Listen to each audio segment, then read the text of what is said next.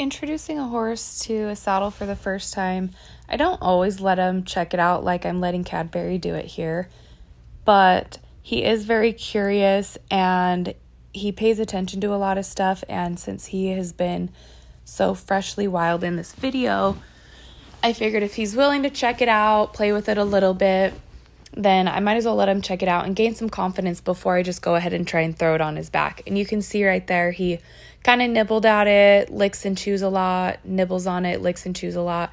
And anything you do on one side, you have to do on the other side. So I let him check it out on the other side and send him by so he can see it with his left eye, just like I did let him look at it with his right eye.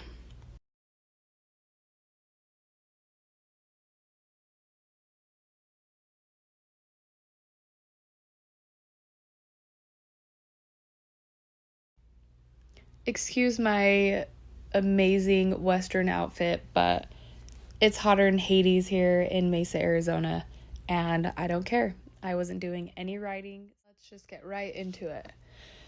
A lot of this is so boring, so I sped the video up just to go through everything really quick, but this is a lot of the steps that people miss or they just try to force it. And I don't care if they move their feet. He can drag me all over the round pen as long as he's not being too rude or disrespectful, trying to come at me or bite me. I'm just going to keep tossing it around, desensitizing the air around him, touch him with the saddle pad a little bit, and just let him get comfortable with me moving around. And I do it on both sides. I'll switch sides after I, do it on the left side. I'll switch and do it on the right side a little bit. And I don't make too big of a deal about it. He let me throw it on, so that's about it. I might do it a couple more times and then switch sides. But this is where it really is important to just take your time with your horse and let them get okay with you just tossing it up there. You don't want to sneak it on. You don't want to tie their legs together, hard tie them, and force it, because horses get comfortable if they're able to move and explore. And if they have the option to move around and they choose to stand there, that's when you know that they really are actually getting comfortable with me and my tools moving around him, throwing the saddle pad up. And you'll see I do the same thing with the saddle that I do with the saddle pad.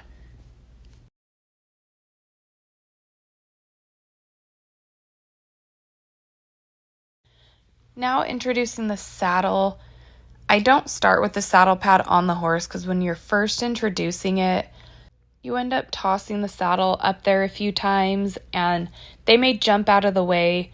And I have found that when you have the saddle pad on and you're trying to toss the saddle up, if you hit the saddle pad and it falls on the ground, you're going to scare the crap out of your horse, and he's either going to jump towards you, like on top of you, or away from you.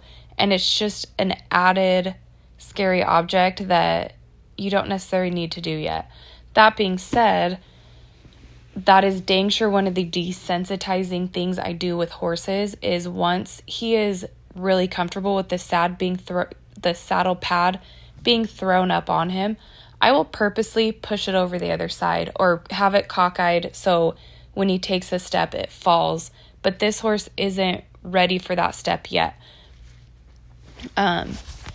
So I'll try and swing the saddle so it touches his belly so he can kind of get used to it.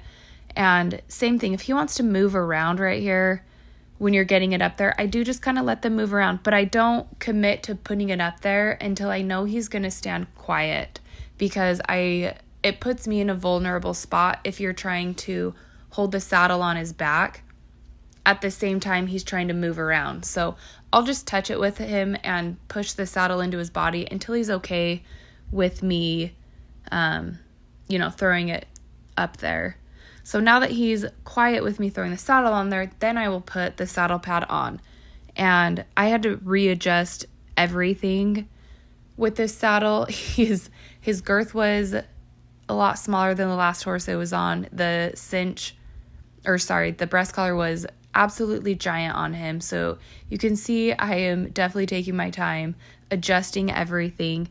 And if I thought this horse was going to blow up, I dang sure would have had everything adjusted before I put it on him, but he is the type of horse that just thinks through situations, so I wasn't worried with me going back and forth and taking my time to adjust everything, because I didn't think it was going to be a big issue or get me in a wreck. This is picking right back up where we left off. I just grabbed my phone so I can move with him as I send him around, because I was anticipating him, at least crow hopping or throwing some sort of fit. So I wanted to, have my phone so I could video. But as you can see, he's pretty chill. He could care less to try and buck or crow hop or anything, under saddle. But I wanted to see who he truly was. So I did end up taking the halter off. And this is the video that I posted previously where he was a little opinionated about it. And I don't necessarily try to interrupt them when they throw a fit. I want to keep them safe. So if they're going to be like crashing into things, I might redirect them. But they also need to throw a fit and know they can't buck the saddle off. So he just threw that little fit, and then he got stuck at all the doors. He knows exactly where the gates are and how to get out. He's a very smart and thoughtful horse. He keeps himself safe, and he doesn't try to run any humans over. So far he has been just a pretty easygoing, straightforward horse. Kind of, I wouldn't necessarily say, a cheater Mustang, but pretty dang easy.